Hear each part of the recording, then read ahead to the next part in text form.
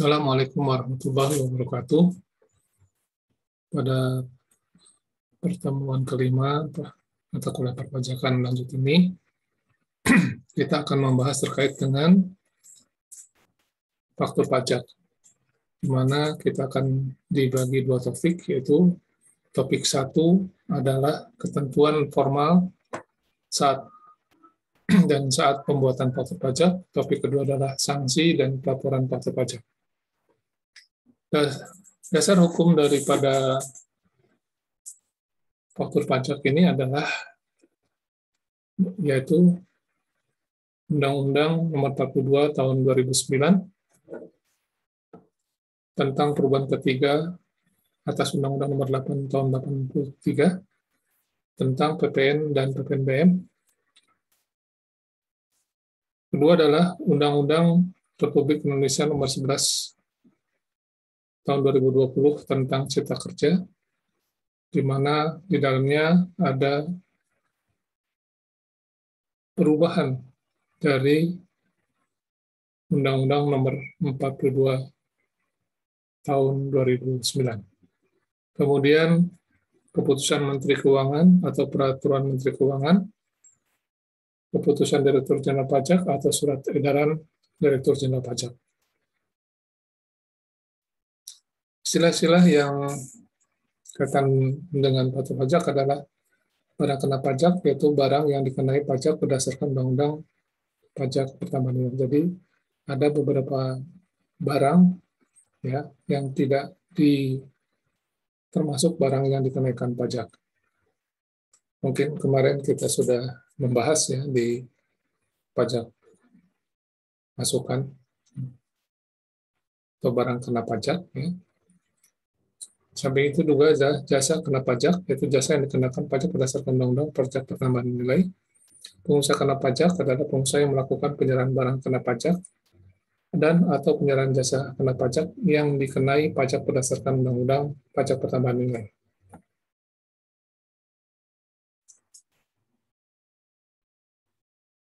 Informasi elektronik adalah satu atau sekumpulan data elektronik termasuk tetapi tidak terbatas pada tulisan, suara, gambar, peta, rancangan, foto elektronik, data, etching atau ID, surat elektronik atau elektronik mail, telegram, teks, telekopi, atau sejenisnya, huruf, tanda angka, kode akses simbol, atau perforasi yang telah diolah, yang memiliki arti atau dapat dipahami oleh orang yang mampu memahaminya.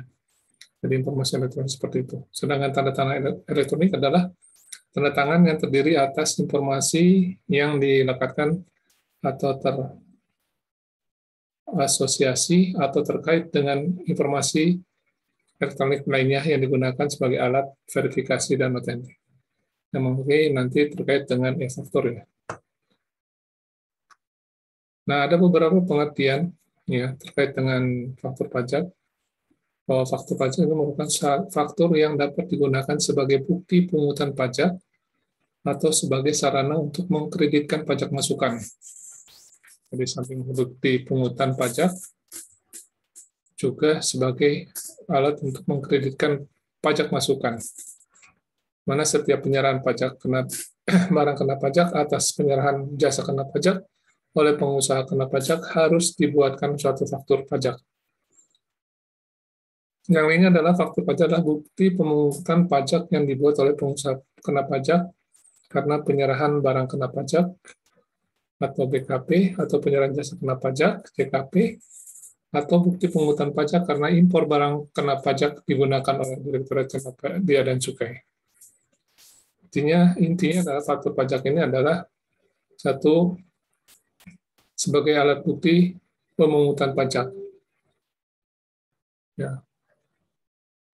Kedua adalah sebagai sarana pengkreditan pajak. Tiga, dilakukan oleh pengusaha kena pajak. Ya.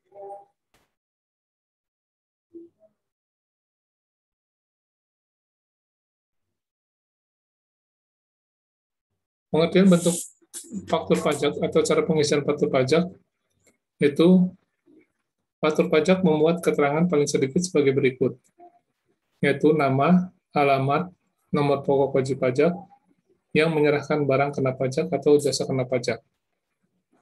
Kedua, nama, alamat, nomor pokok pajak pembeli. Tiga adalah jenis barang atau jasa, jumlah harga jual, atau pengganti atau pemotongan harga. Empat adalah pajak pertambahan nilai yang dipungut. Pajak penjualan atas barang mewah yang dipungut, kode nomor seri atau tanggal pembuatan faktur pajak, nama dan tanda tangan yang berhak menandatangani faktur pajak, dan untuk faktur pajak berbentuk elektronik, tanda tangan berupa tanda tangan elektronik. Bentuk faktur pajak yaitu bisa berupa elektronik atau kertas atau hard copy. Di mana faktur pajak berbentuk elektronik adalah faktur pajak yang dibuat secara elektronik sesuai dengan peraturan Dirjen Pajak. Sedangkan kertas atau hard copy adalah faktur pajak yang berbentuk kertas atau hard copy adalah faktur pajak yang dibuat tidak secara elektronik berdasarkan peraturan Direktur Jenderal Pajak. Bentuk faktur pajak kertas atau hard copy jenisnya berbentuk kuarto ya. Bentuk standar ya. Bentuk standarnya adalah tertera NPWP, alamat dan nomor PKP yang melakukan penyerahan atau pembelian BKP atau JKP. Dua, memasukkan informasi tentang barang dan jasa beserta jumlah harga jual dan penggantian dan pemotongan harga. Tiga adalah jumlah PPN atau PPNBM yang dipungut. Keempat adalah nomor seri atau kode serta tanggal pembuatan faktur pajak. Terus jabatan, nama terang, serta tanda tangan dari pihak yang terkait atau yang berhak. Sedangkan bentuk gabungan, yaitu faktur pajak gabungan adalah faktur pajak standar yang cara penggunanya diizinkan untuk dijalankan oleh PKP jika terjadi beberapa kali penyerahan PKP atau JKP kepada pemilik atau penerima jasa yang sama yang dilakukan dalam satu masa pajak. Faktur pajak gabungan wajib dibuatkan oleh PKP selambat-lambatnya di akhir bulan berikutnya setelah bulan terjadinya penyerahan BKP atau JKP. Kalau faktur pajak hard copy yang sederhana itu adalah faktur pajak sederhana merupakan dokumen yang secara fungsional disamakan fungsinya sebagai faktur pajak. Biasanya diserahkan kepada pembeli atau pengguna BKP atau JKP dalam bentuk sobekan kecil, hampir sama seperti karcis yang bisa digunakan. Juga berbentuk bon, kontan, atau faktur bukti penjualan BKP atau penggunaan JKP. Ya, semacam ada kita membayar telepon gitu kan, misalnya ada langsung dikenakan pungutan PPN 10%.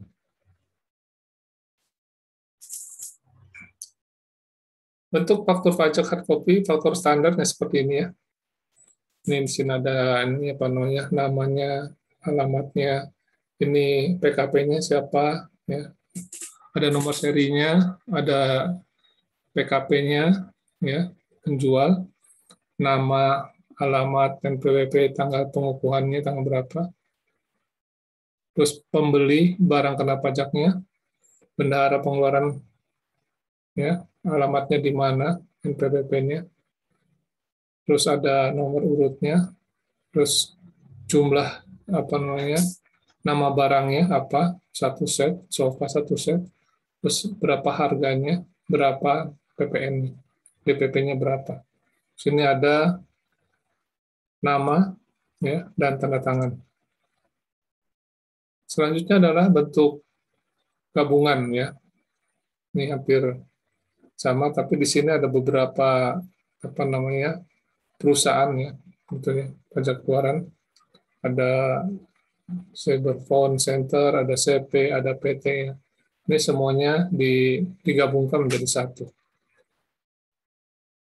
Dan ini adalah contoh faktur pajak sederhana ya. Sini juga ada namanya, NPWP nomornya berapa, kepada siapa, ya, jumlahnya berapa. Tahapan pengisian faktur pajak. Tahapan pertama adalah input nomor seri dan kode faktur pajak yang telah didapatkan dari DCP sekaligus dengan nama, NPWP sekaligus alamat perusahaan yang menyerahkan barang dan jasa pada kolom pengusaha kena pajak. Kemudian untuk membeli juga diinputkan nama, alamat, dan NPWP perusahaan membeli. Tahap kedua adalah memasukkan nomor urut sesuai dengan urutan jumlah barang atau jasa kena pajak yang diserahkan serta nama barang atau jasa kena pajak. Yang tadi kan satu set sofa, satu set sofa, mungkin dua, satu set